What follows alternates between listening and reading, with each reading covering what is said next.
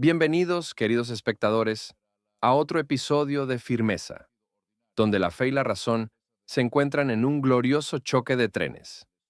Hoy, nos embarcaremos en la segunda parte y desenlace de los argumentos a favor y en contra de la existencia de Dios. Todo esto mientras intentamos no quedarnos dormidos en el proceso. Así que, preparen sus palomitas, porque tenemos a William Lane Craig, el apologista cristiano que podría hablar sobre la existencia de Dios incluso mientras se lava los dientes, y a Christopher Hitchens, el maestro de la crítica mordaz, que podría hacer temblar hasta al más devoto con solo levantar una ceja. La escena está montada, una multitud llena de fervor religioso y escépticos curiosos, todos esperando una explosión de ideas. ¿Podrán los argumentos de Craig sobrevivir al ingenio de Hitchens?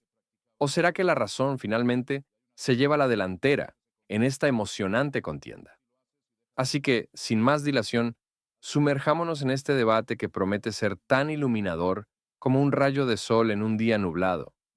Que comience el espectáculo.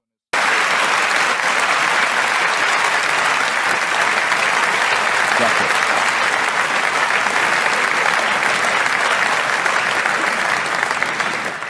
Craig, una refutación de 12 minutos.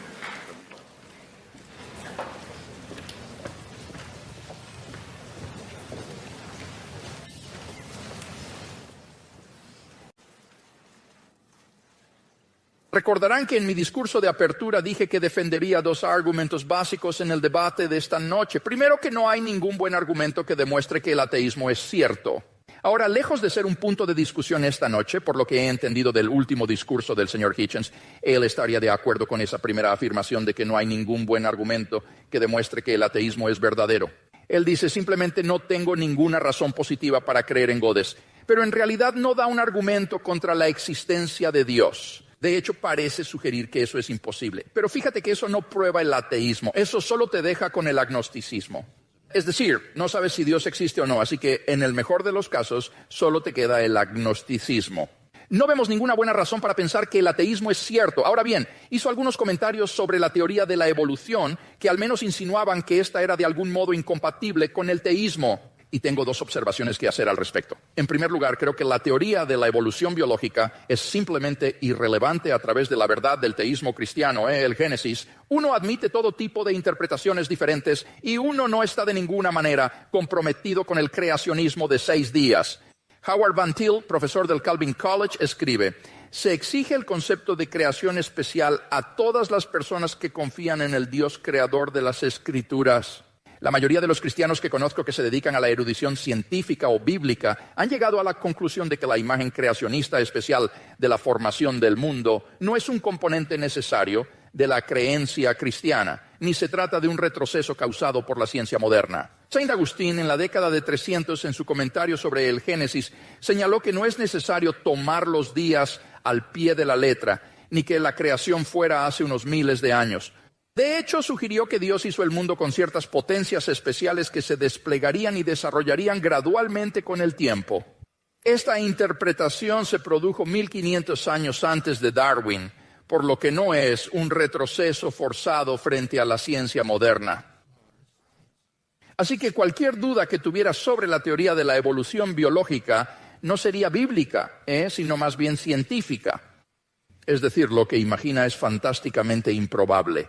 Barrow y Tipler, dos físicos, en su libro El principio cosmológico antrópico, enumeran 10 pasos en el curso de la evolución humana, cada uno de los cuales es tan improbable que antes de que se produjera, el Sol habría dejado de ser una estrella de la secuencia principal e incinerado la Tierra.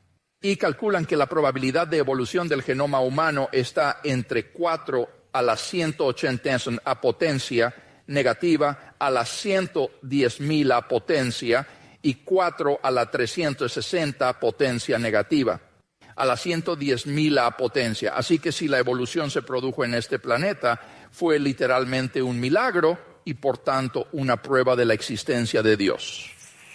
No creo que esto sea un argumento a favor del ateísmo. Por el contrario, proporciona buenas bases para pensar que Dios supervisó el desarrollo biológico, por lo que el cristiano puede estar abierto a la evidencia y seguirla a donde conduce.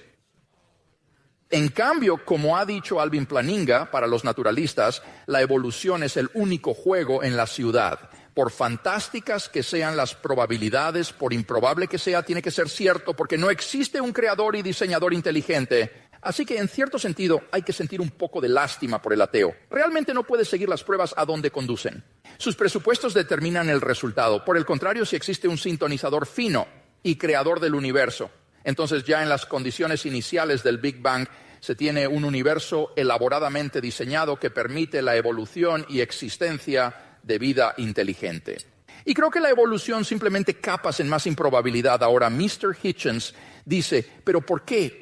¿Dios esperar tanto tiempo, todo ese desperdicio durante este tiempo? Bueno, ese tipo de preocupación por la eficiencia solo es importante para alguien con tiempo limitado, recursos limitados o ambas cosas. Pero en el caso de Dios, Él tiene tantos recursos ilimitados como tiempo ilimitado. Y por lo tanto, simplemente no es importante hacer esto de una manera rápida. Bueno, ahora Mr. M dice Hitchens, pero ¿por qué Dios esperó tanto antes de enviar a Cristo? Los seres humanos han existido durante miles de años en este planeta antes de la venida de Cristo. Lo crucial aquí no es el tiempo, más bien es la población del mundo. La Oficina de Población de Referencia estima que el número de personas que han vivido alguna vez en este planeta es de unos 105 mil millones de personas. Solo el 2% de ellos nacieron antes de la llegada de Cristo. Según Eric Krapes, del Centro de Investigación de Encuestas del Instituto de Investigación Social de la Universidad de Michigan, el momento elegido por Dios fue perfecto. Cristo apareció justo antes de la explosión exponencial de la población mundial. La Biblia dice que en la plenitud de los tiempos Dios envió a su Hijo, y cuando Cristo vino, la nación de Israel había sido preparada. La paz romana dominaba el mundo mediterráneo. Era una época de alfabetización y aprendizaje. El escenario estaba preparado para el advenimiento del Hijo de Dios al mundo. Y creo que en el plan providencial de Dios para la historia humana, vemos la sabiduría de Dios al orquestar el desarrollo de la vida humana y luego al traer a Cristo al mundo en la plenitud de los tiempos.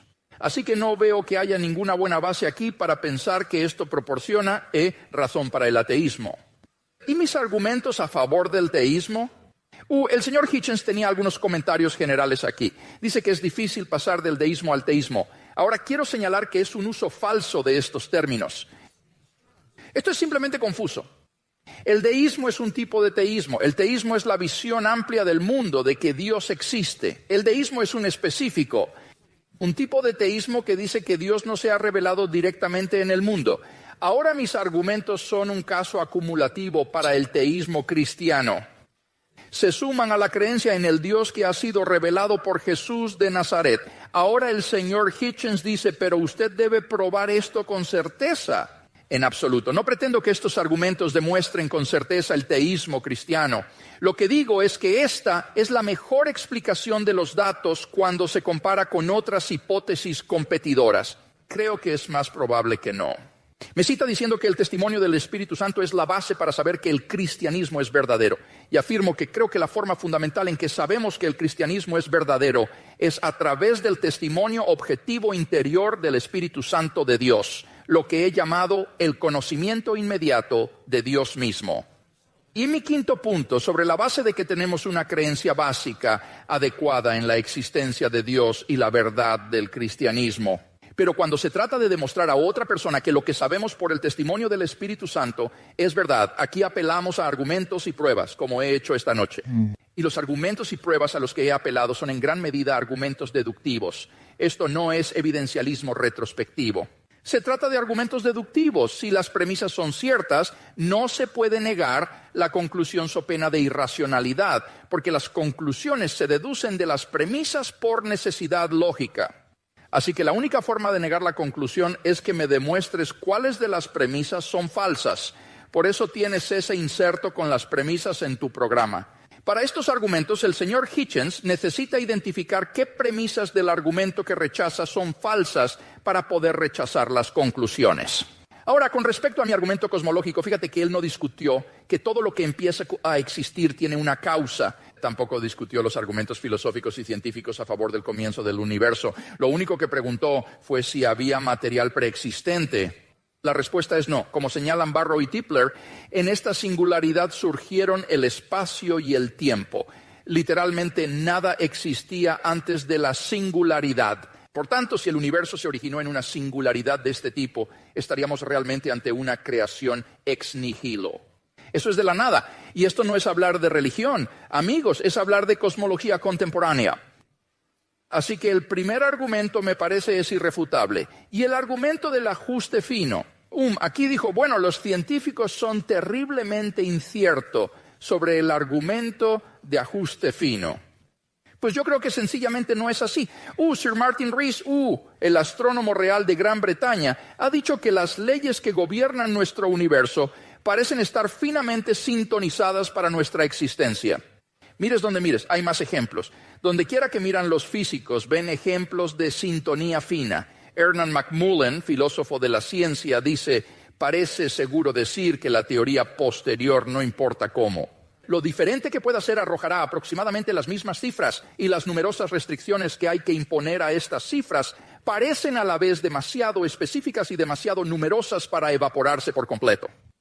Por lo que es muy poco probable que este ajuste fino va a desaparecer o ser explicado de distancia. Ahora, señor Hitchens responde, pero nos dirigimos hacia la nada. En última instancia vamos a estar condenados y por lo tanto el universo no está diseñado. Bueno, ahora, esto no es una objeción muy poderosa. La duración temporal de algo es irrelevante para saber si ha sido diseñado. Los productos de la inteligencia humana en ingeniería, como los ordenadores y los automóviles, acabarán decayendo y dejarán de existir. Pero eso no significa que no estuvieran diseñados. Creo que la verdadera objeción a la que se refiere aquí es ¿por qué iba Dios a crear la humanidad solo para que se extinguiera? Según la perspectiva cristiana, la idea de que la vida termina en la tumba es una suposición atea. Dios ha garantizado la vida eterna al resucitar a Jesús de entre los muertos. Así que la objeción simplemente no tiene validez contra el teísmo cristiano. Así que me parece que el argumento del ajuste fino tampoco se refuta. Y el argumento moral, hemos visto que sin Dios no hay valores morales objetivos. El señor Hitchens está de acuerdo con esto y sin embargo, él mismo afirma una y otra vez afirmaciones morales como la reprobación moral de la intolerancia religiosa y la violencia en nombre de la religión. Así que afirma valores objetivos, pero sin ninguna base para ello. Lo que yo puedo ofrecerle como teísta es una base trascendente para los valores y deberes morales objetivos que ambos queremos afirmar. En cuarto lugar, la resurrección de Jesús. No hubo respuesta en este caso, solo citaré a N.T. Wright en su estudio reciente sobre la resurrección. Dice que la tumba vacía y las apariciones de Jesús tienen una probabilidad histórica tan alta que son prácticamente seguras, como la muerte de Augusto en el año 14 de Cristo, o la caída de Jerusalén en el año 70 de Cristo. Así que estamos en terreno muy sólido al afirmar estos tres hechos que he mencionado en mi discurso de apertura. Y no se me ocurre mejor explicación que la que dio el testigo presencial, a saber que Dios resucitó a Jesús de entre los muertos. Por último, la experiencia inmediata de Dios. A menos que el señor Hitchens pueda demostrar que estoy psicológicamente trastornado o alucino, me parece que soy perfectamente racional sobre la base de mi experiencia inmediata de Dios para creer que Dios existe y que por lo tanto esto para mí es una creencia propiamente básica. Creo que todos estos argumentos se mantienen intactos a pesar de su refutación. No hemos visto ningún argumento a favor del ateísmo, así que claramente el peso de la evidencia cae esta noche del lado de la balanza a favor del teísmo cristiano.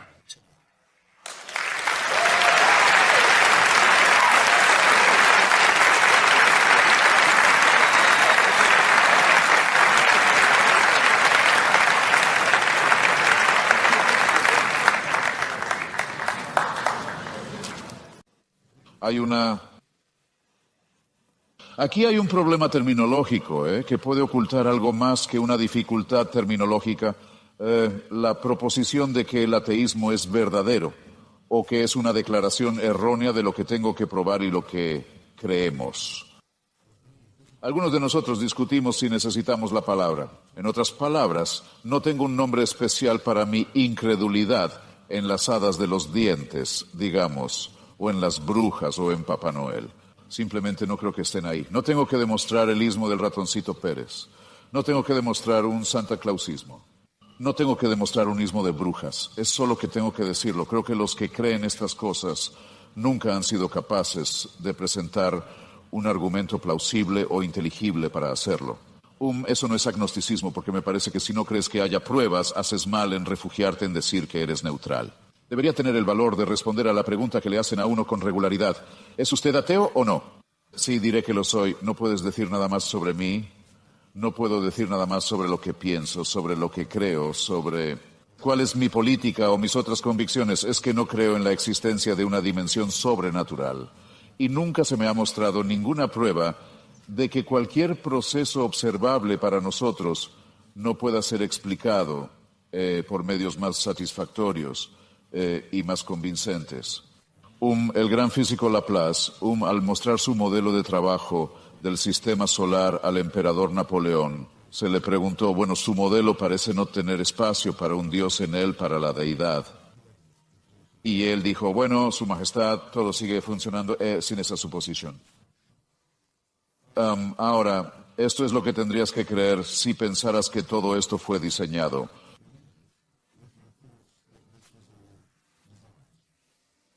El Dr. Craig dio una ligera parodia de lo que pienso sobre esto. Podría ser cierto. Pero tendrías que imaginar, digamos que la especie humana ha sido Homo sapiens, ha estado con nosotros, algunas personas dicen tanto como 250,000 años. Algunos dicen 200, algunos dicen 100,000. Francis Collins y Richard Dawkins oscilan al respecto. No es un argumento muy importante. Tomaré 100,000 si quieres. Hay que imaginar que los seres humanos nacen. Bueno, en realidad la mayoría, un buen número de ellos no han nacido. Mueren al dar a luz o no sobreviven mucho tiempo. Nacen en un mundo aterrador de lo desconocido. Todo es un misterio para ellos, de todo, de las enfermedades a las erupciones volcánicas. Todo es su esperanza de vida. Por primera vez, no sé, muchas decenas de miles de años. Tendría suerte de tener unos 20 años, probablemente muriendo agónicamente por sus dientes, mal evolucionados como están los dientes, y de otras herencias del ser, como el apéndice que no necesitamos, como el hecho de que nuestros genitales parecen haber sido diseñados por un comité. Otros defectos de la especie, exagerados por la escasez, la guerra, el hambre, la competencia, etc. Y durante 98 años más o menos, el cielo observa esto con total indiferencia. Y por cierto, sabemos a qué colegio van tus hijos. El cielo mira esto con total indiferencia y luego 2000 años para seguir adelante. El reloj cree que ya es hora de que intervengamos. No podemos seguir así. ¿Por qué no tenemos a alguien torturado hasta la muerte en la Palestina de la Edad de Bronce? Eso debería enseñarles. Eso debería darles la oportunidad de redimirse. Eres libre de creerlo. Pero creo que el diseñador al que se le ocurrió hacerlo así fue muy cruel, caprichoso, chapucero, al azar e incompetente.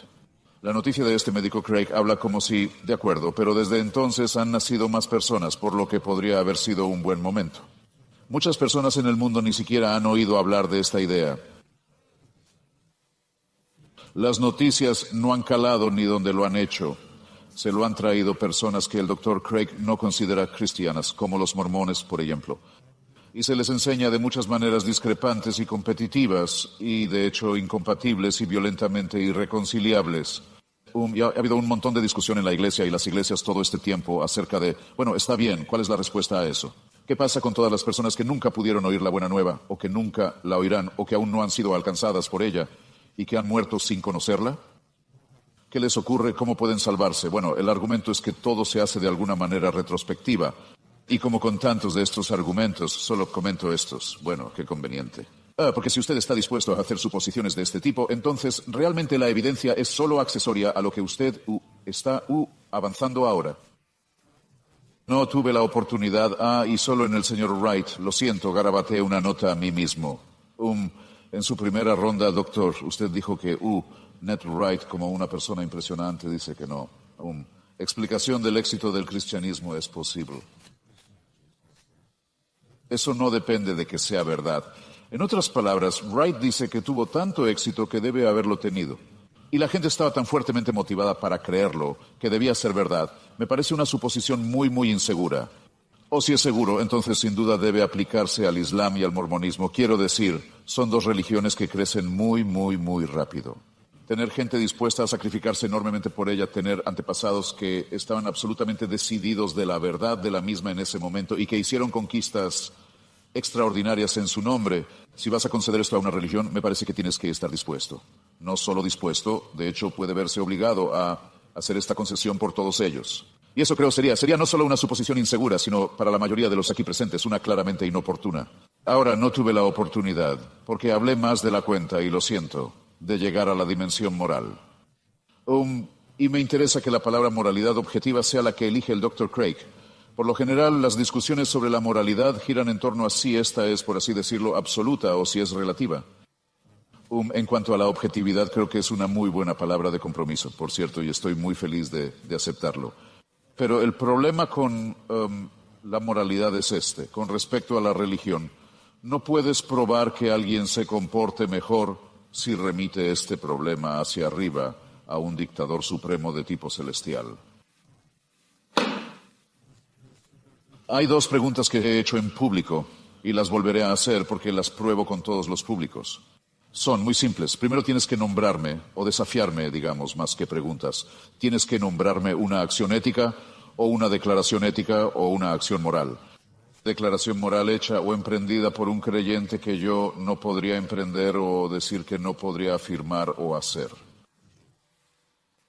Todavía no me han señalado ningún ejemplo de eso. De lo contrario, que una persona de fe tendría una ventaja por ser capaz de llamar a la sanción divina. Mientras que si te pido que pienses en un acto malvado llevado a cabo por alguien en nombre de Dios o a causa de su fe, no tendrías ni una declaración malvada hecha, no tendrías tanta dificultad, creo, en dar con un ejemplo de inmediato. La comunidad de la mutilación genital, por ejemplo, es casi exclusivamente religiosa. La comunidad de terroristas suicidas es casi exclusivamente religiosa. Hay mandatos de genocidio en el Antiguo Testamento. También en el Antiguo Testamento hay mandatos y garantías para la esclavitud y el racismo. Simplemente no hay forma de derivar la moralidad y la ética de lo sobrenatural. Cuando llegamos a la cuestión de lo absoluto, bueno, la más citada es la regla de oro, la que casi todo el mundo siente que tiene en común. El mandamiento de no hacer a los demás lo que no quieres que te hagan a ti. De hecho, esto no proviene del Sermón de la Montaña ni del cristianismo, o no tiene su origen en él. Ciertamente es adumbrado por el rabino Hillel, rabino babilonio, y también se encuentra en las Analectas de Confucio, pero tiene, ya que hablamos de objetivo, relativo y absoluto, una debilidad crucial en él. Desgraciadamente nos gustaría poder seguirla, pero en realidad solo es tan buena como la persona que la pronuncia. En otras palabras, si digo que no te trataré como no quiero que me trates, ¿qué debo hacer? Cuando se enfrentó a Charles Manson, quiero que le traten como no me gustaría que me trataran a mí. Cualquier otra cosa sería sin duda completamente relativista. Así que el argumento no avanza en absoluto diciendo que yo no podía saber nada de esto. No podía tener ninguna moral u impulsos. No podía decidirme si veo a una mujer embarazada siendo pateada en el estómago, que por estar embarazada obviamente es peor que si fuera una mujer que no está embarazada a la que le dan una patada en el estómago. Esto forma parte de mi patrimonio como ser humano, forma parte de la solidaridad emocional esencial que necesito tener con mis semejantes para darnos cuenta de que somos hermanos y hermanas unos con otros. Dependemos unos de otros, tenemos deberes, tenemos expectativas mutuas, y que si no las tuviéramos e intentáramos cumplirlas, no podríamos haber llegado tan lejos como hemos llegado. No podríamos haber evolucionado como especie. Nunca podríamos haber tenido una sociedad. Nunca se ha encontrado una sociedad en la que la violación, el asesinato y el perjurio no sean condenados. Y estos descubrimientos morales, largos o absolutos, si se les quiere llamar así, son anteriores a la llegada de cualquier cosa reconocible como monoteísmo. Es un poco como el argumento del libre albedrío. La gente dice, bueno, ¿cómo tienes libre albedrío? ¿Crees que lo tienes? Bueno, es un tema muy difícil. Algunas religiones dicen que en efecto no se tiene, que todo lo determina el cielo. En realidad solo eres un juguete en un juego mayor. Considero que ese es en parte el sentido del calvinismo. También hay algunas escuelas del Islam que dicen que es solo como Alá quiera. La religión y el libre albedrío no están tan estrechamente relacionados como algunos piensan. Tu voluntad no está realmente implicada si estás dispuesto a postrarte y obedecer. Pero yo diría, sí, creo que tenemos libre albedrío. Cuando me preguntan por qué pienso así, tendría que refugiarme en la ironía filosófica y decir, porque no creo que tengamos más remedio que tener libre albedrío. Pero al menos sé en este momento que estoy siendo irónico y que parte de la ironía es a mi costa, y es un riesgo que tengo que estar dispuesto a correr. Pero la respuesta cristiana es por supuesto que tienes libre albedrío. El jefe insiste en ello. Esto degrada un poco la libertad y redefine la idea de voluntad. Y también me parece que hay algo degradante en la idea de decir que la moralidad se deriva de la misma manera que viene de lo alto, que nosotros mismos no somos lo suficientemente buenos, que no tenemos la dignidad, no tenemos el respeto por nosotros mismos. No. Tenemos el carácter para reconocer una acción correcta o una declaración correcta cuando la vemos o cuando queremos realizarla. Es este elemento servil en la religión. No es estrictamente hablando el tema de nuestro debate de esta noche. Lo sé, pero que me aspen si renuncio por completo a Ela. Es la idea de que enterrado en el impulso religioso está en realidad el deseo de no ser libre. Es el deseo de una autoridad inamovible, inmutable, celestial. Una especie de norte celestial, Corea. Eso tomará nuestras decisiones. Eso nos alejará de nuestras decisiones. Y comprometernos solo a adorar y alabar y agradecer a un gran líder y su hijo, el querido líder, por los siglos de los siglos. Me alegro mucho de que no haya pruebas de que esto sea cierto. Gracias al Señor.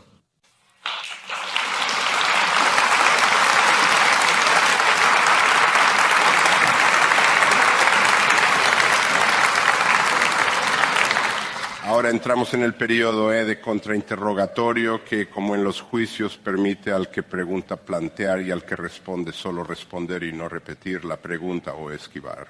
Comienzan 6 minutos de preguntas al Dr. Craig, seguidos de 6 minutos de preguntas al señor Hitchens. Dr. Craig, sus preguntas para el señor Hitchens. Muy bien, hablemos primero de si hay buenos argumentos para pensar que el ateísmo es cierto. Ahora me parece que eres bastante ambivalente aquí, que dices que redefines el ateísmo para significar una especie de ateísmo o no teísmo. Significa eso. Pero ¿cómo distinguir entonces las diferentes variedades de no teísmo? Por ejemplo, lo que normalmente se denomina ateísmo, agnosticismo, o la opinión de los verificacionistas de que la afirmación Dios existe carece simplemente de sentido. Bueno, quiero decir que hay diferentes escuelas de ateísmo, como tú dices, pero no hay ninguna afirmación que yo sepa que diga que el ateísmo es verdadero, porque el ateísmo es la afirmación de que cierta proposición no es verdadera. Así que me gustaría que hicieras bien esta parte, porque ahí vas otra vez. Bueno, acabo de dedicar un poco de tiempo a esto. He dicho que no es en sí misma una creencia o un sistema. Simplemente dice que puedes arreglártelas mejor, probablemente.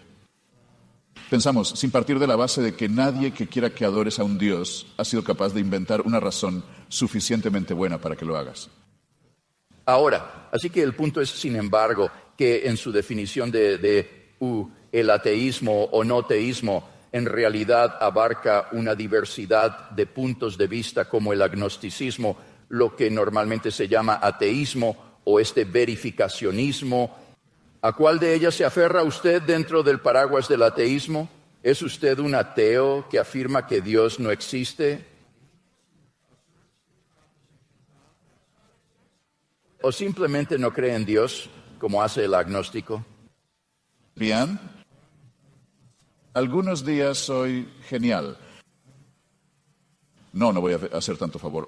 Algunos días soy un gran admirador de Thomas Huxley, quien, tuvo el gran debate con el obispo Wilberforce, en Oxford, en el Museo de Historia Natural sobre el darwinismo, a mediados del siglo XIX, que era conocido como el Bulldog de Darwin, ahora diríamos el Pitbull de Darwin, y que derrotó completamente al buen obispo.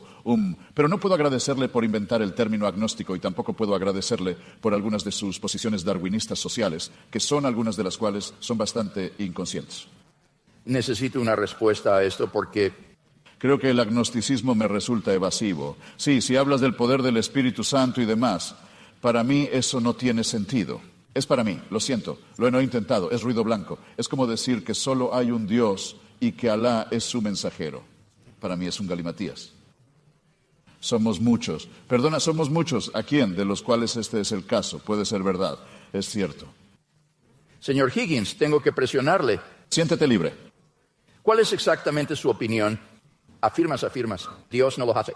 Creo que una vez que he dicho que nunca he visto ninguna prueba convincente de la existencia de algo, y he hecho verdaderos intentos de estudiar las pruebas presentadas y los argumentos presentados, que voy a ir tan lejos como para tener el descaro de decir, que por lo tanto no existe excepto en la mente de su excepción. El sentido subjetivo Henry Jamesiano que dices de que sea tan real para algunas personas en sus propias mentes, de acuerdo. Sí. Eso cuenta como una fuerza en el mundo, sí. Bien, entonces afirmas que Dios no existe. Ahora lo que quiero saber, ¿y tiene alguna justificación para ello? Creo que me he desahogado en algunas cosas horribles. ¿Seguro? ¿Tiene argumentos que lleven a la conclusión de que Dios no existe? Bueno, preferiría. Creo que ahora me pregunto si estoy aburriendo a alguien. Preferiría decir. Prefiero plantearlo al revés y decir que todos los argumentos a favor me parecen falaces o poco convincentes. Y tendría que añadir que, aunque no es mi razón para no creer en ello, me deprimiría mucho si fuera cierto. Pero eso es algo muy distinto. No digo del ateísmo que sea en absoluto moralmente superior. Eso sería muy arriesgado. Yo tampoco admitiría que fuera moralmente inferior, pero al menos podemos quedar absueltos de la acusación de ilusiones. Me pregunto si es así. ¿Está de acuerdo en que la ausencia de pruebas no es prueba de ausencia? Bueno, ya sabes, no estoy seguro de estar de acuerdo.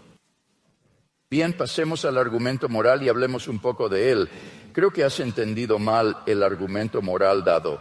Quiero decir, dado lo que está en juego, doctor, lo siento, dado lo que está en juego, no estamos hablando de unicornios, hadas de los dientes o duendes. Estamos hablando de una autoridad que daría a otros seres humanos el derecho a decirme lo que tengo que hacer en nombre de Dios. Así que para una afirmación como esa, si no hay pruebas de ello, me parece una muy... No es una pregunta menor. No, desde luego no es una cuestión menor. Porque estás haciendo una afirmación muy, muy, muy grande. Más vale que tus pruebas sean absolutamente magníficas, me parece a mí. Y es la falta de magnificencia, creo, lo que empezó a llamarme la atención primero. Una última pregunta, doctor. Bien, vayamos al argumento moral. Me parece que has malinterpretado el argumento en el sentido de que estamos buscando un fundamento objetivo para los valores y deberes morales que ambos creo queremos afirmar. No se trata de si podemos o no saber lo que está bien y lo que está mal, o de si necesitamos que Dios nos diga lo que está bien y lo que está mal. Es más bien que necesitamos tener algún tipo de fundamento objetivo para el bien y el mal. ¿No está de acuerdo? En su opinión, se trata simplemente de las derivaciones sociobiológicas del proceso evolutivo y que, por tanto, éstas no proporcionan ningún tipo de fundamento objetivo para los valores y deberes morales. Podría ser cierto, sí, eso podría ser cierto, sí. No quiero ser demasiado reduccionista, pero es muy posible que sea puramente evolutivo y funcional.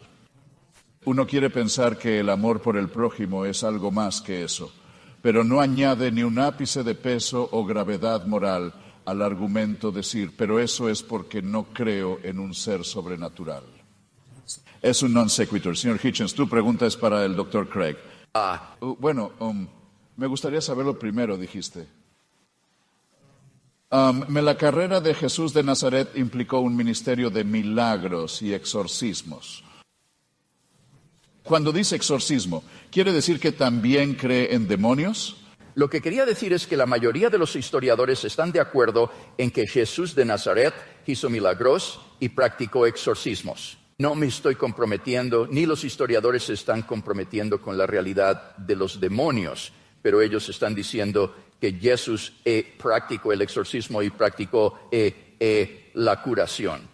Así que ¿crees que Jesús y Nazaret hicieron que los demonios abandonaran el cuerpo de un loco y se metieran en una piara de cerdos que se lanzaron por las laderas de Gadarene al mar? Creo que es histórico, sí. Bien, pero eso sería brujería, ¿no? No, sería una ilustración de la capacidad de Jesús para mandar incluso a las fuerzas de las tinieblas y, por tanto, una ilustración del tipo de autoridad divina que era capaz de mandar y ejercer. Esto, como digo, es ilustrativo de este sentido sin precedentes de autoridad divina que tenía Jesús de Nazaret, que incluso podía mandar a las fuerzas de las tinieblas y que éstas obedecieran. Así pues, tanto si se piensa que era un auténtico exorcista como si simplemente se creía un exorcista, lo que es históricamente innegable es que tenía ese sentido radical de la autoridad divina que expresaba haciendo milagros y exorcismos. Bien, ¿y crees que nació de una virgen? Sí, eso creo. Como cristiano no podría pretender demostrarlo históricamente. Eso no es parte de mi caso esta noche, pero como cristiano lo creo. Y sé que crees en la resurrección, pero sí, como una cuestión bíblica, como deberíamos llamarlo, coherencia. Se dice en uno de los evangelios que en el momento de la crucifixión se abrieron todas las tumbas de Jerusalén y todos los inquilinos de las tumbas recorrieron las calles y saludaron a sus antiguos amigos. Hace que la resurrección parezca más bien un lugar común en la zona de la Gran Jerusalén. Eso está en el Evangelio de Mateo. ¿Y eso está realmente unido a una narrativa de crucifixión? Eso es lo que he dicho. Dice que en el momento de la crucifixión. Sí, así es, en el momento de la crucifixión. Dice que hubo apariciones de santos del Antiguo Testamento en Jerusalén en aquella época. Esto es parte de la descripción de Mateo, de la escena de la crucifixión. Quiero decir, ¿te lo crees? No sé si Mateo pretende que esto sea una imagen apocalíptica o si quiere que se tome literalmente. No lo he estudiado en profundidad y tengo la mente abierta al respecto. Estoy dispuesto a que me convenzan de una cosa u otra. La razón por la que te presiono es porque sabemos por las escrituras que los magos del faraón podían hacer milagros, pero Aarón pudo hacer más. Pero lo que te estoy sugiriendo es que incluso si las leyes de la naturaleza pueden ser suspendidas y grandes milagros pueden ser realizados, esto no prueba la verdad de la doctrina de la persona que los está realizando. ¿Estás de acuerdo? No necesariamente, creo que es correcto. Así que alguien podría expulsar demonios de los cerdos y eso no probaría que era el Hijo de Dios. Creo que es correcto. De hecho, había exorcistas judíos. El único punto que estaba tratando de hacer allí era que esto era ilustrativo de la clase de autoridad divina que Jesús reclamó, sobre todo porque Él no los echó en nombre de Dios. No hizo milagros rogando a Dios que los hiciera. Él los en su propia autoridad, de modo que Jesús ejerció una autoridad sencillamente inaudita en aquella época y por la que finalmente fue crucificado porque se pensó que era una blasfemia. Según el Sanedrín judío, era considerado blasfemo afirmar ser el Mesías. En resumen, la gente que lo vio de cerca pensó que sus afirmaciones no eran auténticas. Así que recuerde, si usted está descansando nada en testigos presenciales, los que definitivamente sabemos que estaban allí pensó que era falso. Pero, vale, creo que tengo una idea aproximada. Suponiendo que usted hace esa suposición, de su divinidad preexistente, que es un caso presuposicionalista. Entiendo lo que quieres decir. Pues no. Tengo otra pregunta para ti. ¿Cuál es? ¿Cuántas religiones del mundo cree que son falsas? No sé cuántas religiones hay en el mundo, así que puedo. ¿Podría nombrar? Cierto, es justo. Veré si puedo reducirlo. Era una pregunta torpemente formulada, lo admito. ¿Considera que alguna de las religiones del mundo es una predicación falsa? ¿Cree que alguna religión mundial es una predicación falsa? Sí, eso creo. Sí, desde luego. ¿Podría nombrar uno? El Islam. Eso es bastante. ¿Cómo dices? Es bastante, sí. Por lo tanto, ¿cree que es moral predicar una religión falsa? No. La religión causa mucha maldad en el mundo. Desde luego. Bien. Estaría encantado de conceder eso. Estoy de acuerdo. Así que si yo fuera un bebé que nace hoy en Arabia Saudí, ¿preferirías que fuera yo o un musulmán wahabí? Lo estaría. Prefieres ser Isad. ¿Preferirías que fuera yo un bebé ateo o un bebé wahabí?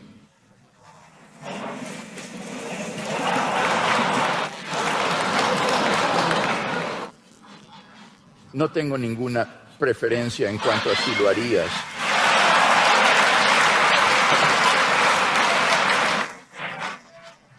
Tan malo como eso, ¿de acuerdo? ¿Hay alguna? ¿Hay alguna? Debo hacerlo. Lo siento, solo tengo unos segundos. Es una pregunta seria. No debería malgastarlo. ¿Hay alguna denominación cristiana que considere falsa? Desde luego. ¿Podría saber cuáles son? Yo no soy calvinista, por ejemplo. Creo que ciertos principios de la teología reformada son incorrectos. Yo estaría más en el bando wesleyano, pero son diferencias entre hermanos. No se trata de diferencias por las que tengamos que meternos unos a otros en una especie de jaula. Así que dentro del campo cristiano hay una gran diversidad de perspectivas. Estoy seguro de que hay opiniones que sostengo que probablemente sean falsas, pero hago todo lo que puedo para poner en orden mi teología, para hacer el mejor trabajo. Pero creo que todos reconoceríamos que ninguno de nosotros está de acuerdo en cada punto de la doctrina cristiana, en cada punto y tilde. Antes de que el señor Hitchens consiga lanzar otra serie de guerras religiosas entre cristianos, vamos a las respuestas. 7 minutos son cada uno, Dr. Craig, son sus 7 minutos, ¿de acuerdo?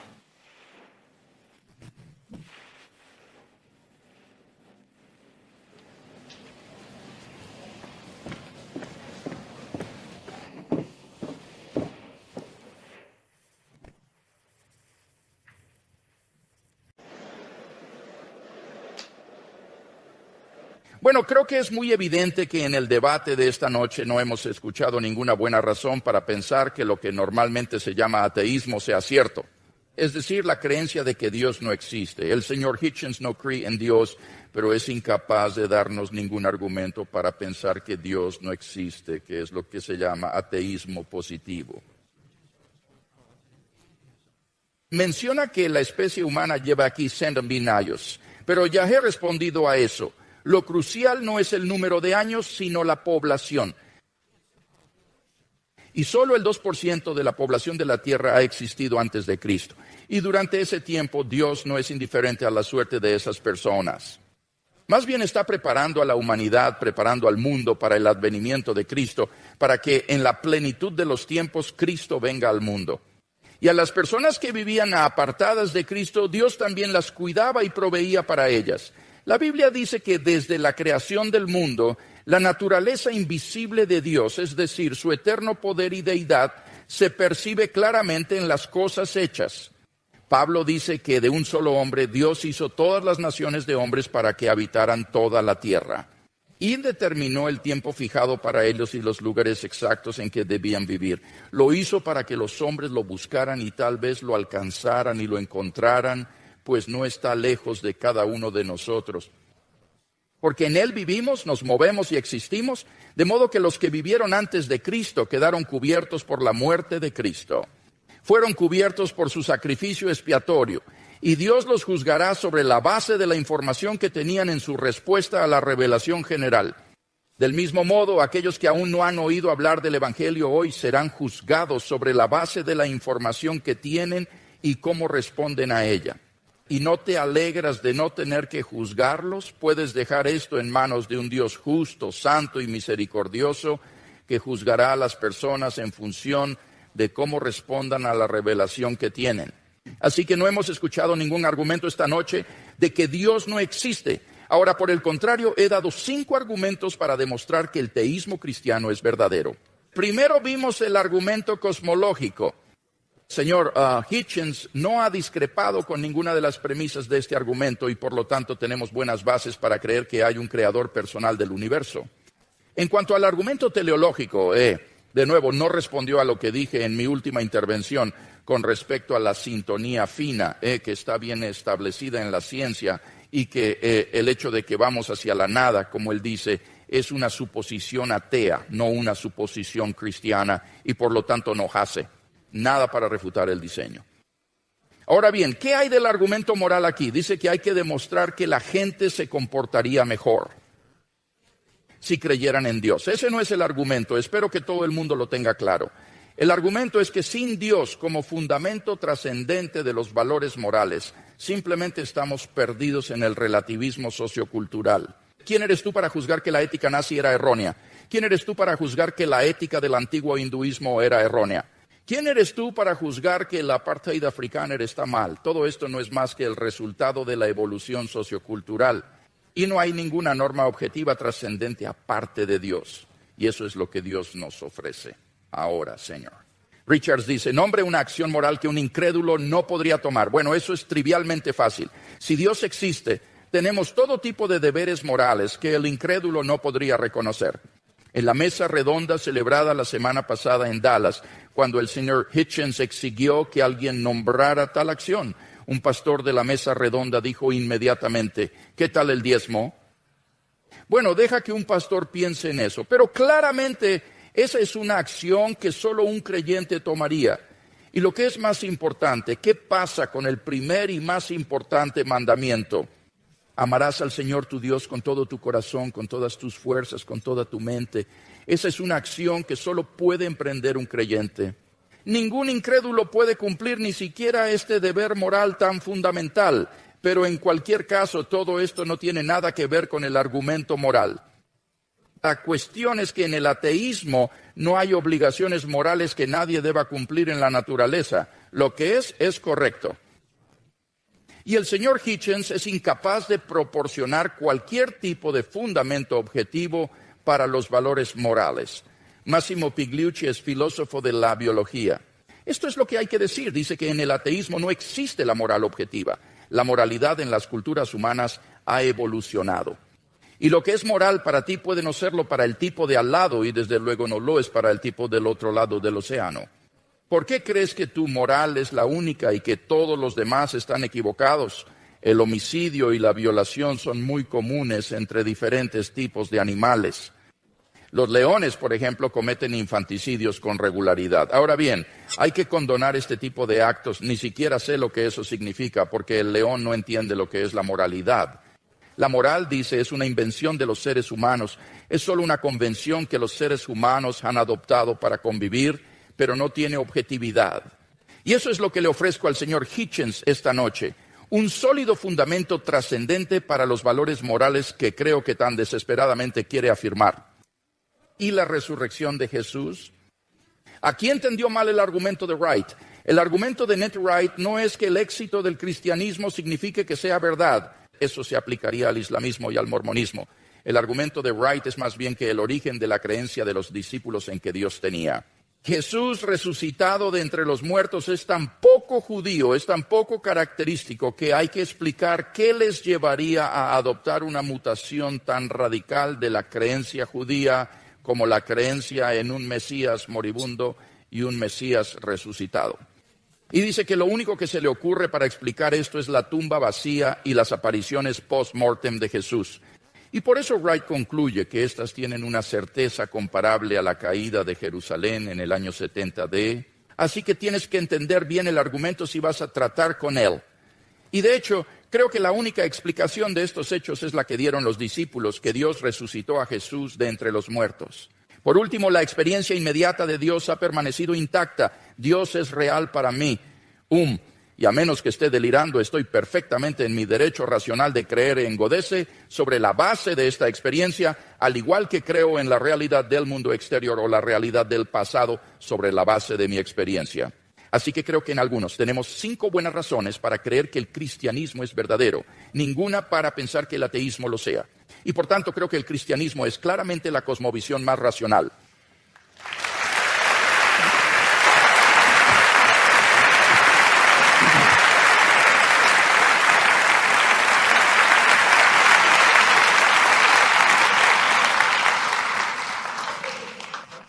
Creo que es, me corregirás si me equivoco, es Tertuliano, no es así, que dice algo así como se traduce de diversas maneras, credoquia absurdum.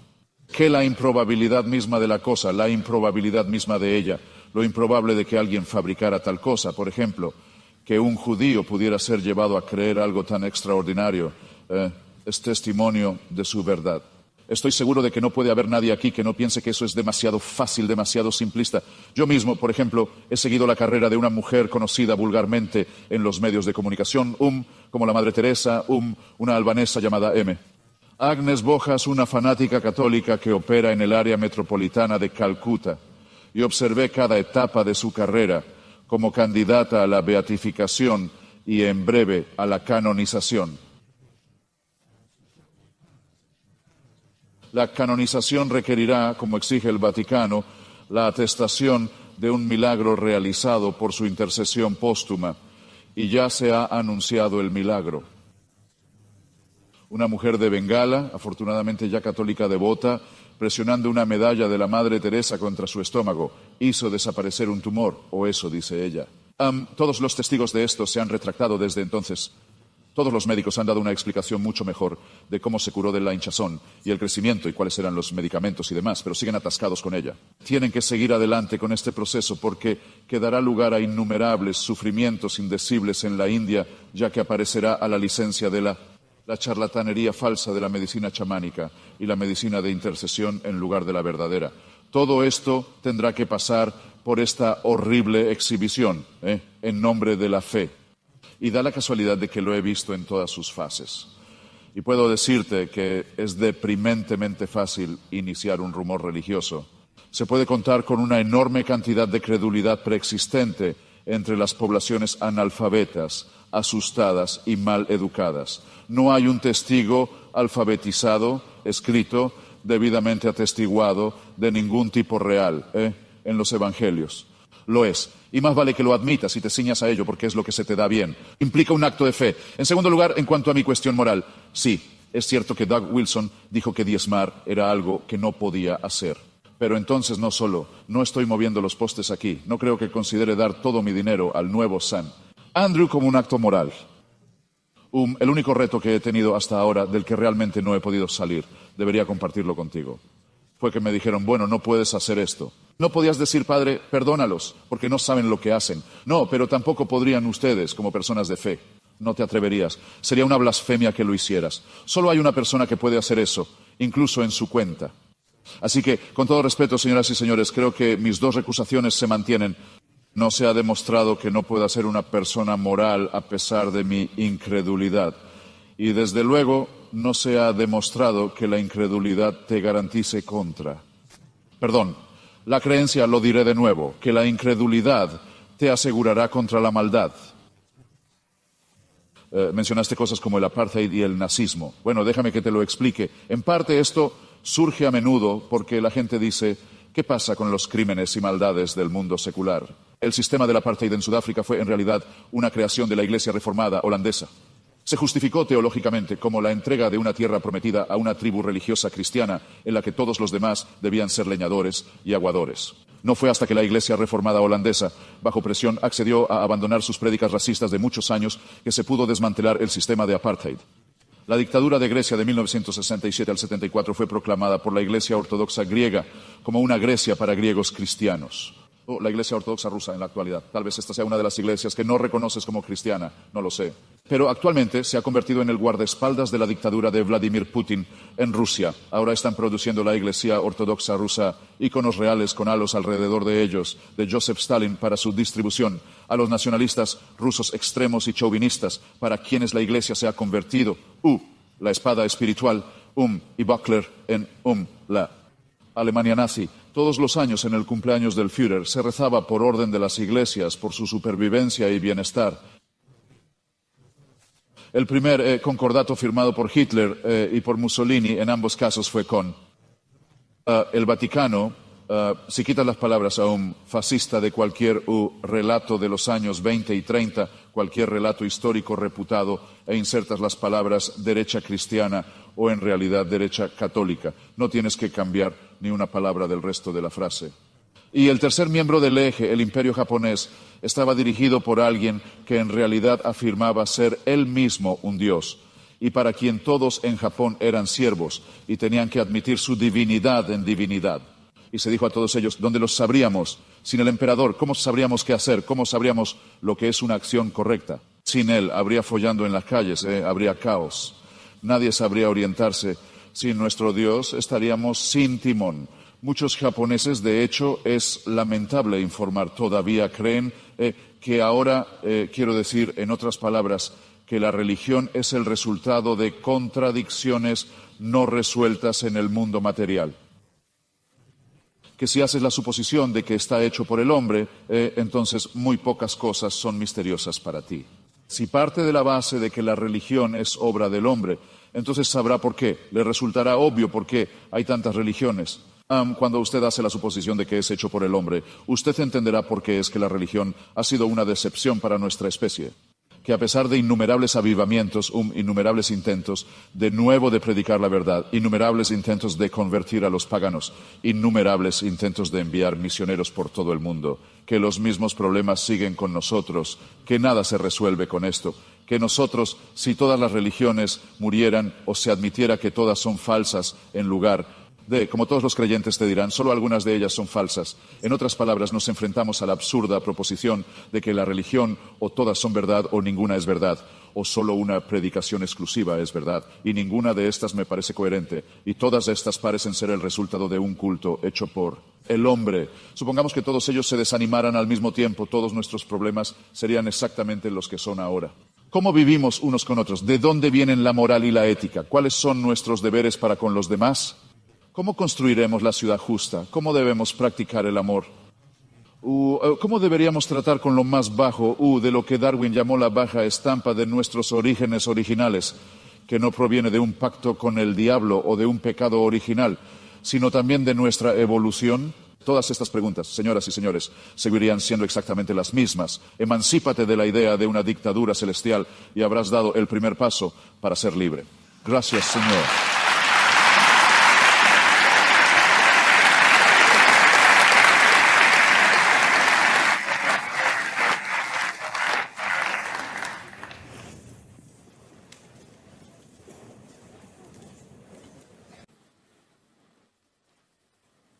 En mi intervención final me gustaría intentar unir algunos de los hilos de este debate y ver si podemos llegar a algunas conclusiones. En primer lugar, ¿hemos visto esta noche algún buen argumento para pensar que Dios no existe? No creo que lo hayamos hecho. Hemos oído ataques a la religión. El cristianismo impugnó a Dios. Impugnada Madre Teresa, impugnada. Pero no hemos oído ningún argumento de que Dios no existe. El señor Hitchens parece no reconocer que el ateísmo es en sí mismo una visión del mundo y afirma que solo él es verdadero y que todas las demás religiones del mundo son falsas. No es más tolerante que el cristianismo con respecto a estos otros puntos de vista. Afirma que solo él tiene la verdadera visión del mundo, el ateísmo. El único problema es que no tiene argumentos para esta visión del mundo, simplemente lo afirma. Así que me parece que si vas a tener una visión del mundo y defenderla esta noche, tienes que venir a un debate preparado para dar algunos argumentos y no hemos oído ninguno. Tuvo un argumento sobre la evolución, pero cuando se lo expliqué resultó que en realidad apoyaba el teísmo. En realidad, la evolución aporta pruebas de la existencia de un diseñador del universo. Así que no hemos oído ningún buen argumento para pensar que el ateísmo es cierto. Ahora bien, he presentado 5 razones para pensar que el teísmo es verdadero. Y esto es lo que Dios o la hipótesis de Dios te da. ¿Qué nos aporta? Explica una amplia gama de experiencias humanas, filosóficas, éticas, científicas, históricas, vivenciales. Creo que lo atractivo de la hipótesis de Dios es que es muy poderosa para dar sentido a la forma en que es el mundo. Por ejemplo, la hipótesis de Dios explica el origen del universo. El señor Hitchens ha abandonado por completo este punto en el debate de esta noche, cuando hemos visto que, de hecho, las pruebas científicas y filosóficas apuntan a un comienzo del universo a partir de la nada y, por tanto, a un creador personal trascendente del cosmos. El argumento teleológico, el ajuste fino que se establece en las condiciones iniciales del universo, por no hablar de la complejidad biológica que luego sobrevino. Y de nuevo, el señor Hitchens ha dejado caer que en el curso del debate de esta noche. Así que tenemos un creador y un diseñador inteligente, el cosmos. En tercer lugar, el argumento moral. Hemos visto que sin Dios no hay valores morales objetivos. Y aquí el señor Hitchens ha distorsionado sistemáticamente el argumento. Ha presentado el argumento como: ¿cómo conoceríamos los valores morales si no creyéramos en Dios? No necesitamos creer en un tirano para encontrar valores morales. La incredulidad no produce maldad, todo eso es irrelevante. La cuestión es que no hay fundamento en una cosmovisión naturalista para los valores y deberes morales que ambos queremos afirmar. Él está de acuerdo. Según él, nuestra predisposición innata al comportamiento bueno y malvado es lo que uno esperaría encontrar en una especie recién evolucionada. Eso es, a medio cromosoma de distancia de los chimpancés, las sociedades de primates y elefantes e incluso de cerdos muestran evidencias considerables de preocupación por los demás, vínculos entre padres e hijos, solidaridad ante el peligro, etc. Según Darwin, cualquier animal dotado de instintos sociales bien marcados adquiriría inevitablemente un sentido moral o conciencia tan pronto como sus facultades intelectuales estuvieran tan desarrolladas como en el hombre. Esa es la explicación sociobiológica de la moralidad. El problema es que ese sentido moral que se desarrolla en las sociedades de cerdos, chimpancés, babuinos y Homo sapiens es ilusorio en el ateísmo, porque no hay deberes o valores morales objetivos que tengamos que cumplir, y eso es lo que puede ofrecer el teísta, señor Hitchens. Y por eso quiero invitar al señor Hitchens a que piense en hacerse cristiano esta noche. Con toda honestidad. Honestamente, si es un hombre de buena voluntad que seguirá las pruebas a donde le lleven. Todas las pruebas de esta noche han estado en un lado de la balanza y él quiere afirmar valores morales objetivos. Entonces, ¿por qué no adoptar el teísmo? La resurrección de Jesús no ha sido refutada. El argumento no es que sea demasiado improbable para ser falso. El argumento es que se necesita una explicación históricamente suficiente para explicar por qué los discípulos llegaron a creer esto. Y no hay ninguna parte de la tumba vacía. En apariencia no es una cuestión de rumores, porque la tumba vacía era de dominio público en Jerusalén. Sería imposible que el cristianismo floreciera en Jerusalén ante una tumba ocupada. Por último, la experiencia inmediata de Dios. Si hay alguien viendo o escuchando el debate de esta noche que no ha encontrado a Dios de una manera personal y experimental, entonces quiero invitarle también a que piense en hacerse cristiano. Me convertí al cristianismo en el penúltimo año de secundaria y eso cambió toda mi vida. Y creo que si lo examinas con sinceridad, con la mente y el corazón abiertos, también puede cambiar tu vida.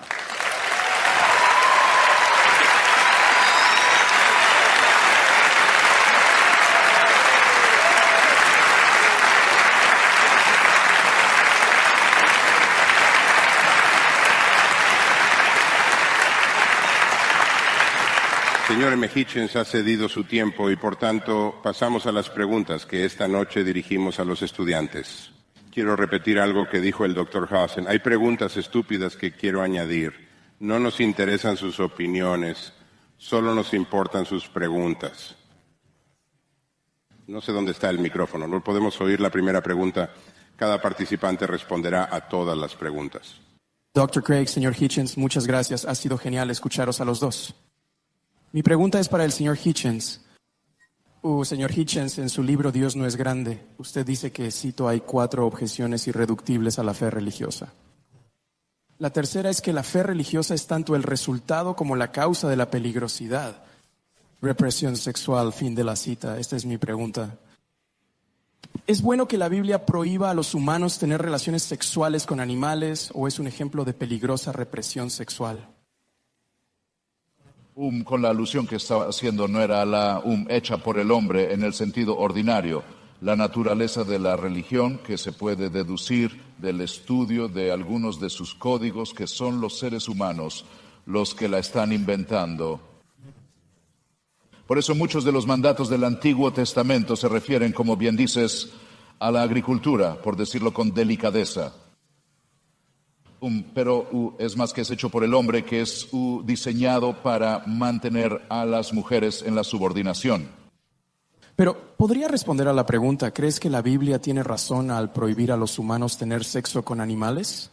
No conozco ningún buen consejo a favor de tener relaciones sexuales con animales. Quiero decir, digamos, mira, hay cosas que si la gente hace, el incesto es una, y el canibalismo es otra. Si las haces, te extinguirás.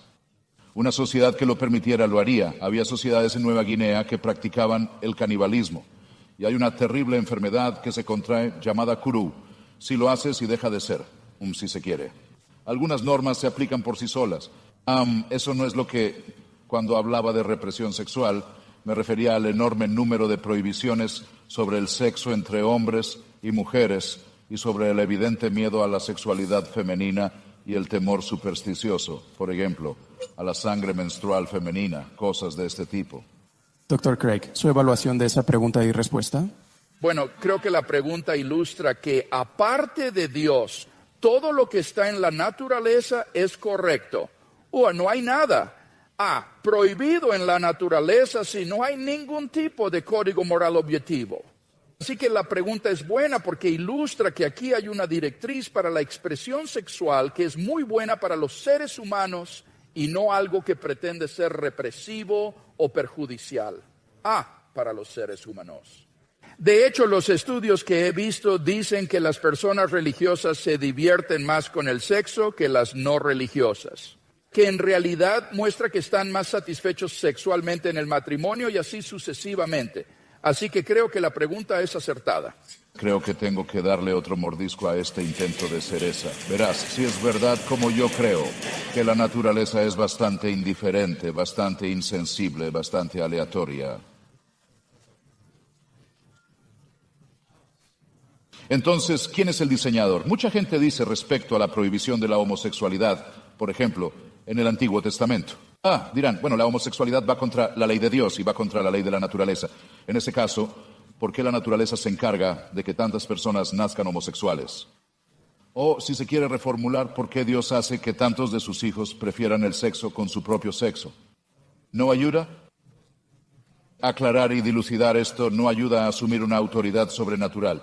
Mientras que si nos fijamos en las razones dadas por Maimonides y los otros sabios para la práctica de la circuncisión, es precisamente para embotar y para embotar la sensación de un órgano que ni siquiera creo. Bueno, lo dejaré ahí. La próxima pregunta. Está explícitamente diseñado, en otras palabras, para reducir el placer sexual. Que sea más un deber doloroso que una celebración cuando lo pides. No quiero tergiversar. Yo estudié aquí y me gradué por los pelos. Pero, señor Hitchens, usted declaró que algunos de sus argumentos más enérgicos son que los resultados de la religión, la violencia, la muerte, la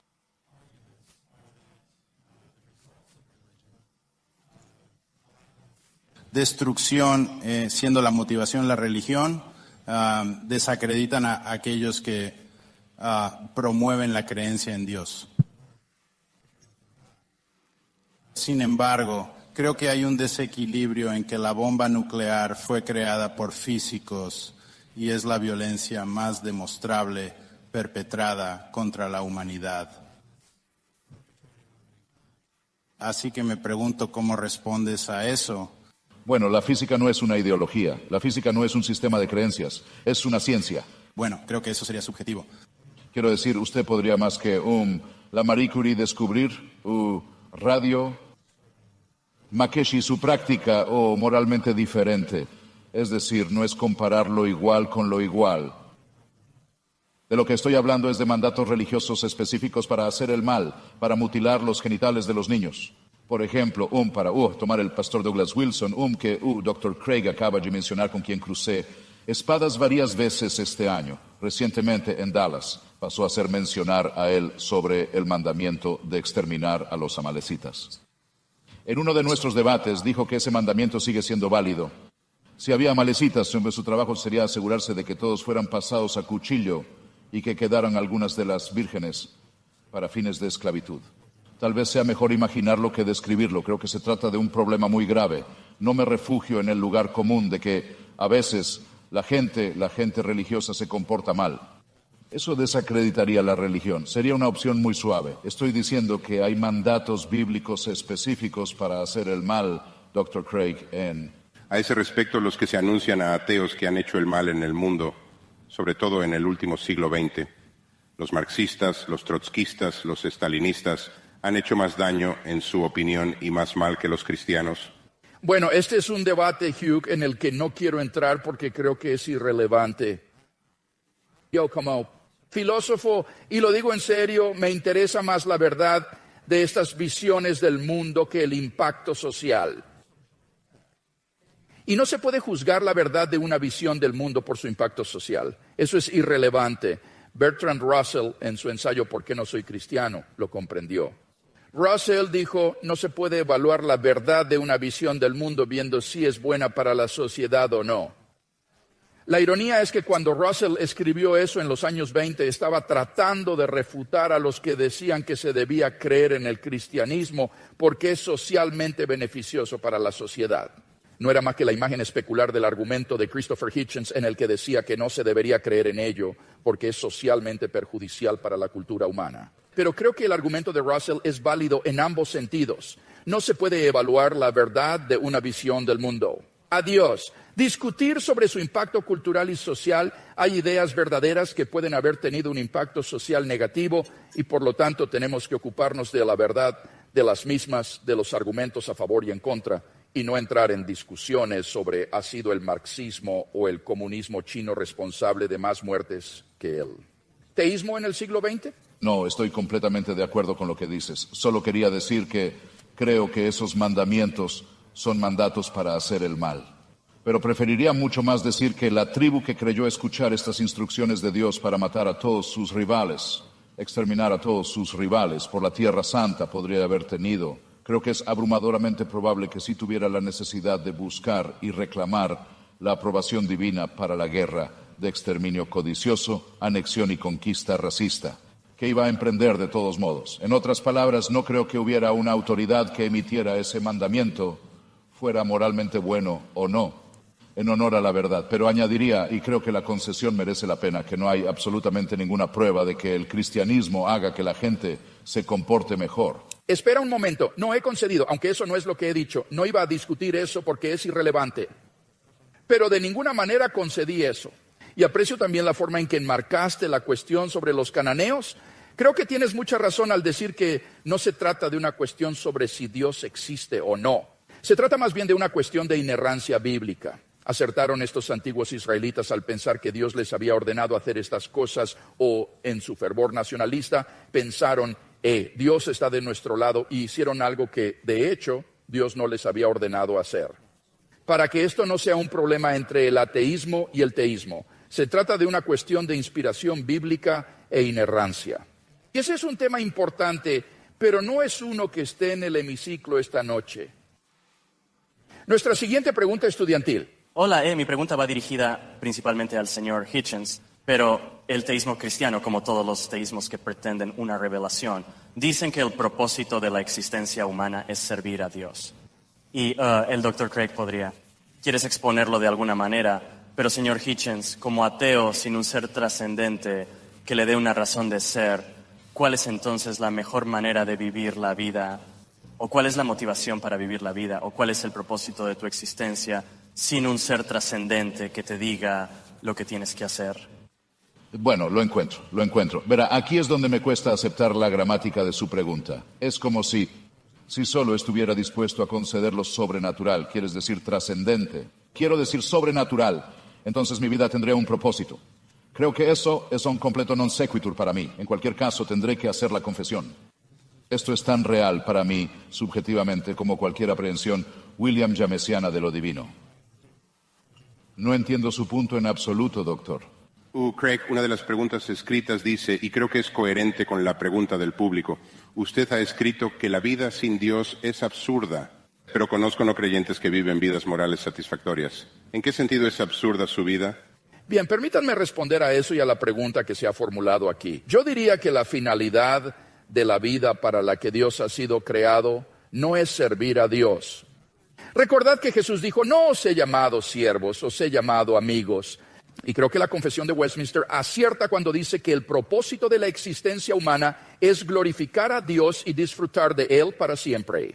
Dios es la plenitud de la existencia humana, es en la comunión eterna con Dios, fuente de bondad y amor infinitos, donde se encuentra la verdadera realización de la existencia y la libertad humanas.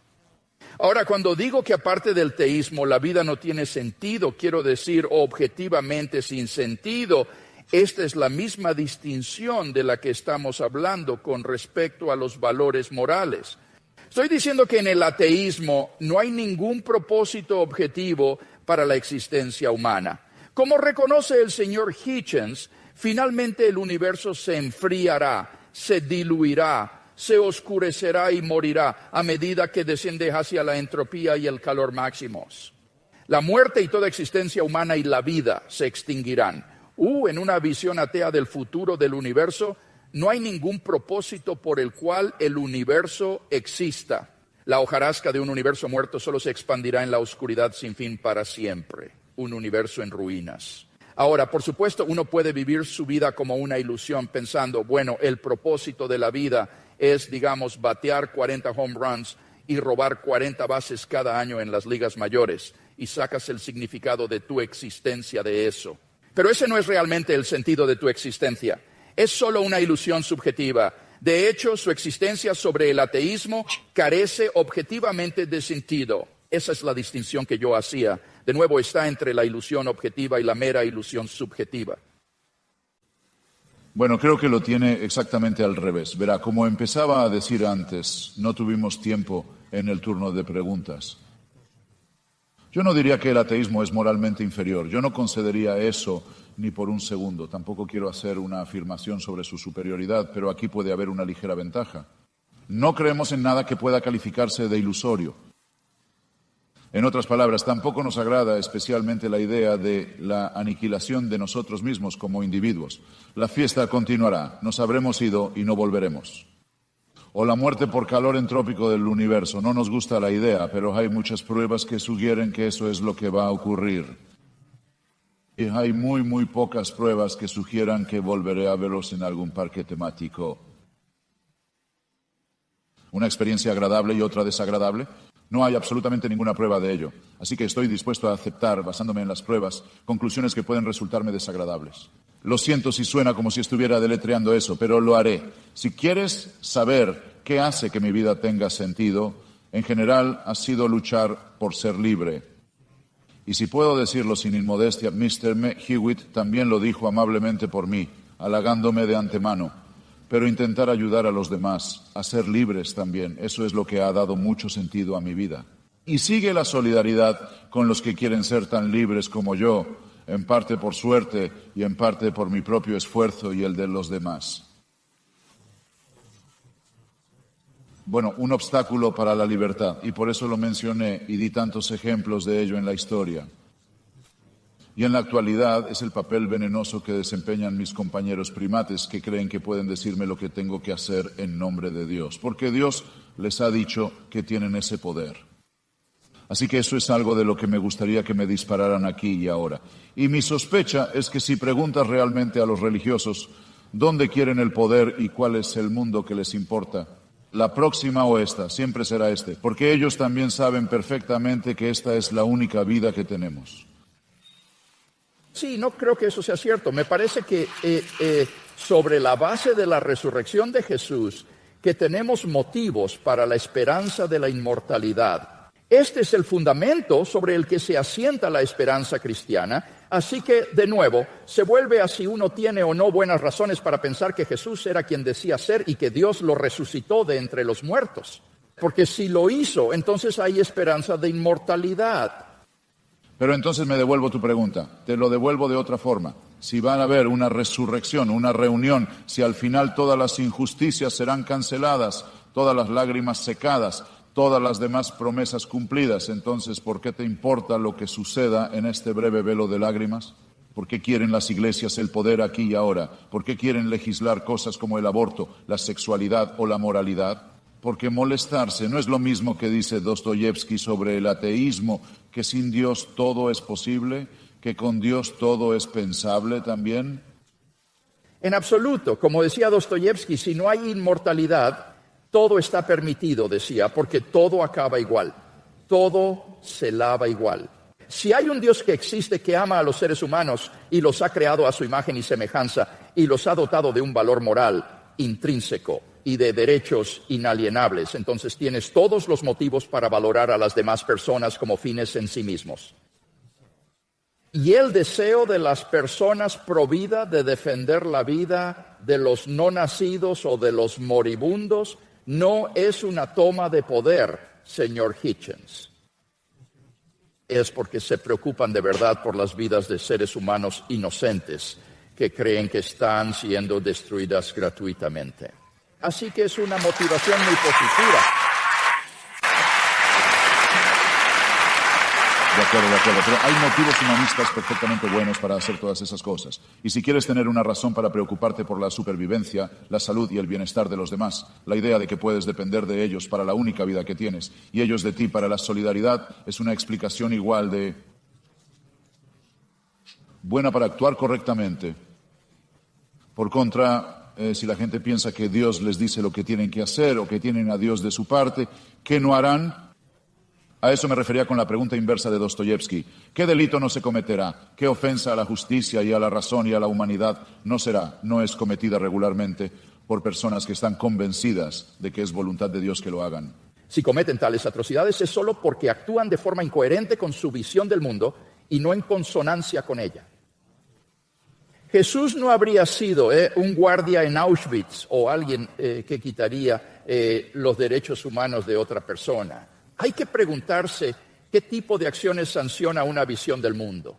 Y en el ateísmo, como decía Dostoyevsky, parece que todo está permitido. El humanismo sin Dios como base del humanismo es solo una forma de especie, un sesgo a favor de tu propia especie. Creo que el cristianismo afirma la base real del humanismo. Auschwitz es el resultado de siglos en los que la iglesia cristiana, creyó que el pueblo judío había pedido que la sangre de Jesús de Nazaret estuviera sobre su cabeza, por cada generación. Solo está en un versículo de la Biblia, lo sé, pero resulta que es el versículo que recogió la iglesia. No digo que Jesús hubiera sido guardia allí, no se trata de eso. La cuestión es que no se trata de una aberración de la religión. Es un mandato de las Escrituras, como lo es el de matar a los amalecitas, como lo es el de mutilar los genitales de los niños. La cuestión es si Jesús habría sido guardia en Auschwitz, porque en la medida en que las personas que dicen ser sus seguidores eran guardias en Auschwitz, actuaban de forma incoherente y desafiando la ética de Jesús de Nazaret. Deberías decírselo al Vaticano. Quiero decir, sabemos que Paul Johnson, en su muy amigable Historia del Cristianismo, dice que hasta el 50% a 60% de los lobos y los SS eran católicos, confesos practicantes en buena posición. Nunca se amenazó a nadie con la disciplina de la Iglesia, con la excomunión, por ejemplo, por participar en la solución final. El único nazi excomulgado por la Iglesia fue Joseph Goebbels. Y si quieres, te diré por qué al estudiante. Su esposa era una protestante divorciada. Iba a matarnos de todos modos, disculpadme. El cristianismo tiene algunas normas. Siguiente, estudiante. Solo quiero agradecerles a ambos por estar aquí, aunque sé que estoy defendiendo lo indefendible, valga la redundancia. Pero creo que ya que casi todas las preguntas van a ser dirigidas hacia el señor Hitchens, creo que deberíamos tener una para el Dr. Craig. Son para los dos. Pues, Dr. Craig, ¿qué piensa usted del argumento de Epicuro de que si Dios es omnibelevante, omnisciente y omnipotente, si sabe que hay niños en África que nacen con SIDA? ¿Qué piensa usted de que sugiera que no intervenga y que no cambie ese hecho? Es una pregunta con la que siempre he luchado, así que me pregunto, ¿podría ampliar la información? Y también me gustaría conocer tu opinión al respecto. El problema del mal y del sufrimiento ha sido muy discutido por los filósofos y creo que se han hecho verdaderos progresos en este siglo sobre este problema. Creo que es importante distinguir entre el problema intelectual del sufrimiento y el problema emocional del sufrimiento, porque son bastante diferentes entre sí en cuanto al problema intelectual del sufrimiento. Creo que ahí hay que preguntarse si el ateo afirma, como Epicuro, que la existencia de Dios es lógicamente incompatible con el mal y el sufrimiento en el mundo. Si el ateo afirma eso, debe estar presuponiendo suposiciones ocultas que revelen esa contradicción y la hagan explícita, porque estas afirmaciones no son explícitamente contradictorias. El problema es que ningún filósofo en la historia del mundo ha sido capaz de identificar cuáles serían esos supuestos ocultos que harían aflorar la contradicción y la harían explícita. Por el contrario, se puede demostrar que son lógicamente compatibles entre sí, añadiendo una tercera proposición, a saber que Dios tiene razones moralmente suficientes para permitir el mal en el mundo. Mientras esa afirmación sea siquiera posiblemente cierta, prueba que no hay incompatibilidad lógica entre Dios y el sufrimiento en el mundo. Así que el ateo tendría que demostrar que es lógicamente imposible que Dios tenga razones moralmente suficientes para permitir el mal y el sufrimiento en el mundo, y ningún ateo ha sido capaz de hacer eso. Así que la versión lógica de este problema creo que es ampliamente reconocido que ha fracasado. Los ateos que siguen insistiendo en el problema lo hacen como un argumento probabilístico. Intentan decir que, dada la maldad del mundo, es improbable que Dios exista. No imposible, pero improbable. Bueno, de nuevo, la dificultad es que el ateo tiene que afirmar que si Dios existiera, entonces es improbable que permitiera el mal y el sufrimiento en el mundo. ¿Y cómo podría saberlo el ateo? ¿Cómo podría saber el ateo que si Dios existiera, no permitiría el mal y el sufrimiento en el mundo? Quizá tenga buenas razones para ello. Tal vez, al igual que en el teísmo cristiano, el propósito de Dios para la historia humana es llevar libremente al máximo número de personas a su reino para que encuentren la salvación y la vida eterna. ¿Y cómo sabemos que eso no requeriría un mundo que simplemente está lleno de sufrimiento natural y moral? Podría ser que solo en un mundo así acudiera libremente el máximo número de personas. Ven a conocer a Dios y encuentra la salvación. Así que el ateo tendría que demostrar que hay un mundo posible que es factible para Dios, que Dios podría tener. Creado que tendría tanta salvación y vida eterna y conocimiento de Dios como el mundo actual, pero con menos sufrimiento. ¿Y cómo podría el ateo demostrar tal cosa? Es pura especulación. Así que el problema es que, como argumento, el problema del mal hace juicios de probabilidad que son muy, muy ambiciosos y que simplemente no estamos en condiciones de hacer con ningún tipo de confianza. Ahora bien, reconozco que esa respuesta filosófica a la pregunta no aborda el problema emocional del mal.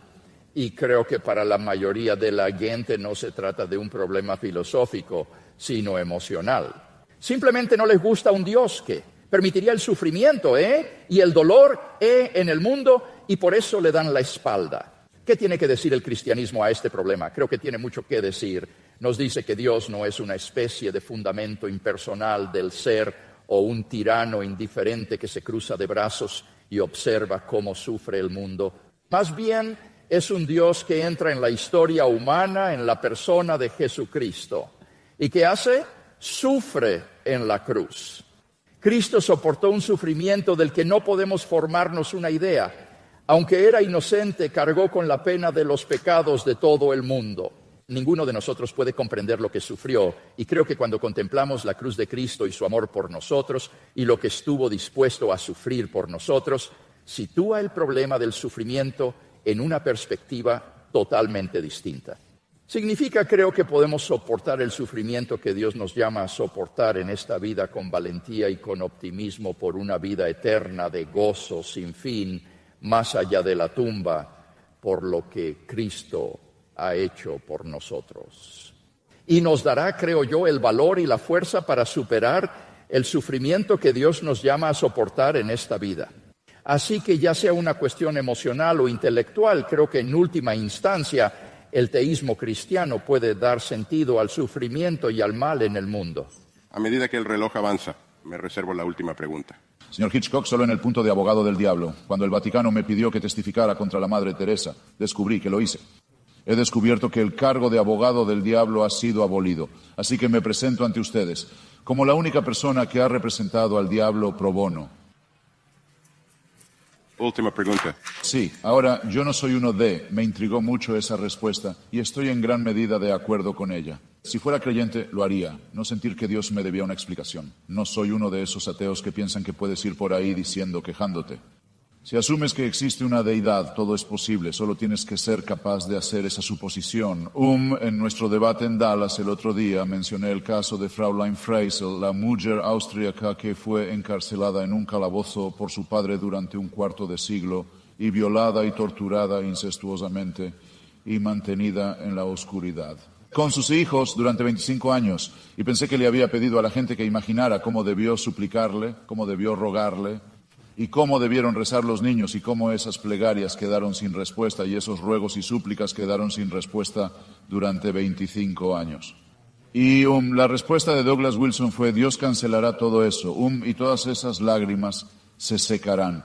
Y yo digo, bueno, si eres capaz de creer eso, entonces obviamente lo que pasó esa mujer y lo que pasaron sus hijos valió perfectamente la pena. Y su padre fue todo ese tiempo sin saberlo y al parecer sin desearlo especialmente, un instrumento de la voluntad divina. Y como les he dicho antes esta tarde, he tenido ocasión de decir, son perfectamente libres de creer que sí. Si desea concluir que sí, podría hacerlo.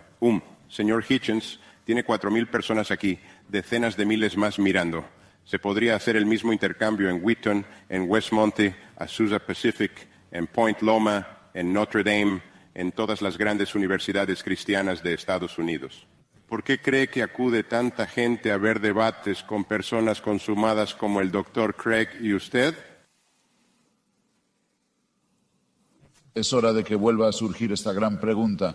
Creo que hay dos razones para ello.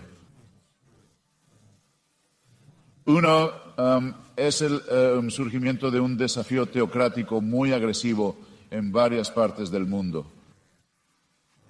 Estamos a punto de ver hecha realidad una pesadilla largamente temida, la adquisición de armamento apocalíptico por el régimen mesiánico de Teherán, que ya está esclavizando y arruinando a una civilización antes grandiosa. Vemos cómo las fuerzas de Al-Qaeda y los yihadistas afines arruinan las sociedades de Irak, Afganistán y Pakistán. Vemos judíos, colonos robando la tierra de otras personas en el nombre de Dios, con la esperanza de que esto traerá un combate mesiánico y el regreso del Mesías. E incluso en nuestro propio país no estamos libres de gente que quiere que se enseñen tonterías embrutecedoras a los niños en la escuela y en la clase de ciencias. Así que es eso, está en las noticias todo el tiempo. Y luego está la existencia de un grupo muy pequeño, del que estoy muy orgulloso de formar parte, que dice que es hora de tomar partido contra el acoso teocrático, y que está dispuesto a ir a cualquier parte para debatir estas cuestiones y poner a prueba estas grandes preguntas. Así que gracias por darme la oportunidad.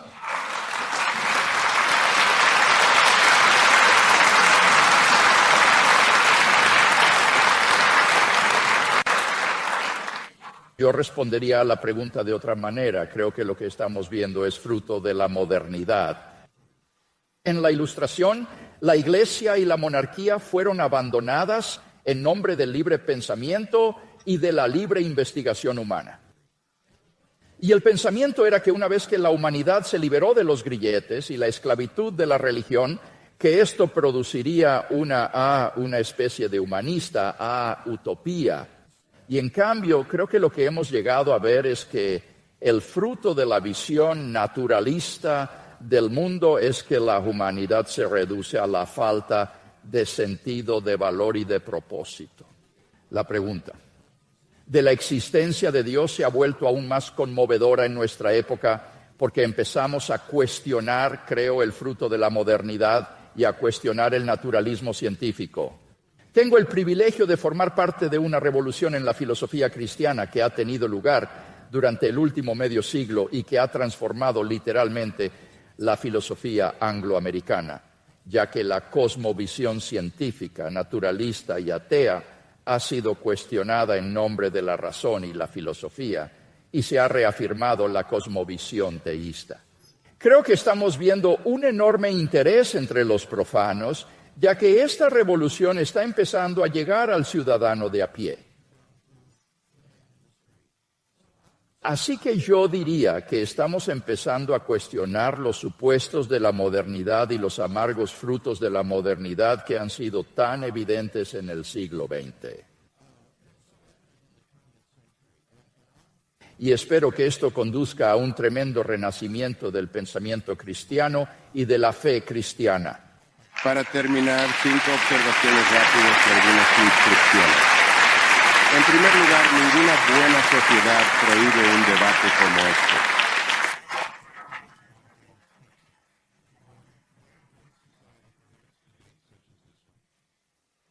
Número 2, solo la fe confiada los acoge. Solo las universidades extraordinarias las ponen en escena y solo eruditos e intelectuales muy consumados pueden hacerlas interesantes y entretenidas.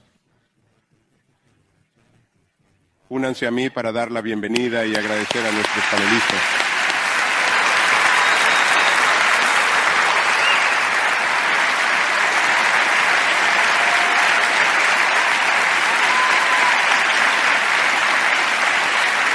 Y así, llegamos al final de esta fascinante travesía por el mundo de la fe y la razón.